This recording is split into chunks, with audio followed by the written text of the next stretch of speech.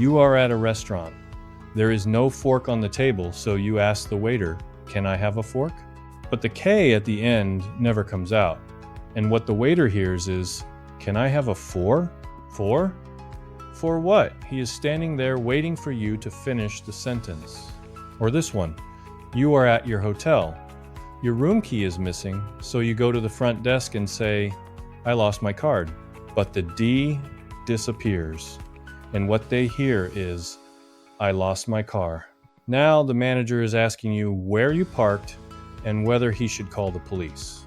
You did not say the word completely wrong. You said most of it. You just did not finish it.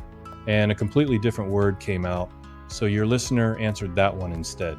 Let's look at why this happens and what we can do about it. The two languages carry meaning in different places. In Vietnamese, most of the work is done by the vowel and its tone. Consonants matter, but they carry less of the load, and the one at the end carries the least. When speaking Vietnamese, you can drop final consonants, soften them, or merge them together. In the South, even some sounds at the beginning get reduced, and everyone still understands each other perfectly. English is weighted the other way. English has no tones, and we reduce our vowels constantly. So English cannot lean on vowels the way Vietnamese does. It leans on consonants instead, and it often puts real weight on the last one. Listen.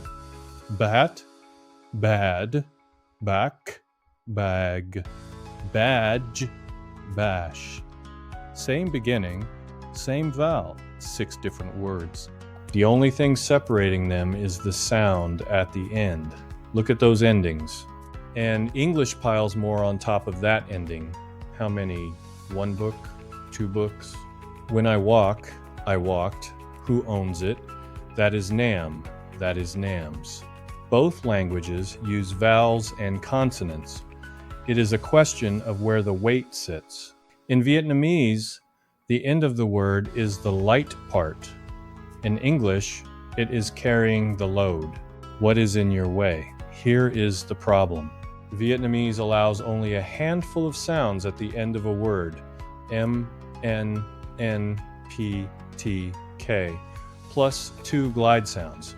No S, no Z, no F, no V, no L.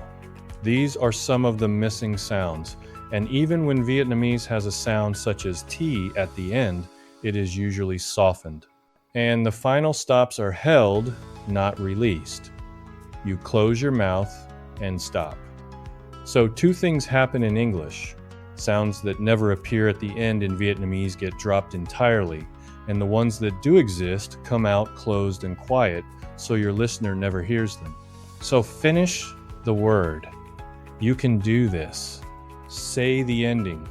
Let it actually come out of your mouth. Not ha, hat, not ba, bag, not for, fork. It will feel like too much. It will feel exaggerated. Do it anyway. It does not sound strange to an English listener. It sounds clear. Then, do not stop your voice too early. Watch your voice. Once you start finishing your words, a second problem shows up. The ending is there now, but it is the wrong ending. You say dog, people hear dock. You say bag, they hear back. You say cab, they hear cap. You say bad, they hear bat. Every one of those is a real English word, so again, your listener does not hear a small mistake, they hear the other word. Put your hand on your throat. Say dog slowly. The vowel is voiced, so your voice box is buzzing. Then you reach the G, and you stop. You switch the voice off just before you finish the word, and the moment your voice stops, that G becomes a K. Same tongue, same position, same closure. G is voiced, K is not. So when the last sound is voiced, carry the buzz all the way through the ending and let it finish there. Dog, bag, cab, bad. Feel the buzz run right to the end. When the last sound is voiceless, P, T, K, you do stop your voice. You have to. That is what makes them voiceless. And you will feel a short break between the vowel and the consonant. Dock, back, cap, bat. Side by side. Dog, dock, bag, back. Cab, cap. Bad, bat. Make them sound different. So match the ending. Voiced ending, carry your voice through it. Voiceless ending, cut the voice and finish the word with air. The end of an English word carries the meaning, which word it is, how many, and when.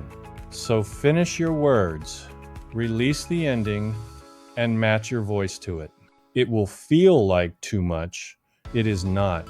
Most Vietnamese speakers become far easier to understand the moment they start finishing their words, and they are always surprised by how big the difference is.